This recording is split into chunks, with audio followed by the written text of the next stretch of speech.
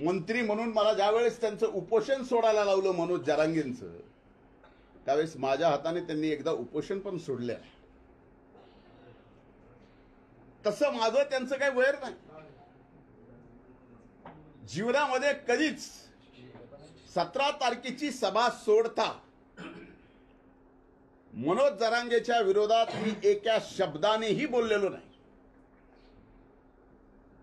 एक आरोपही केला नाही.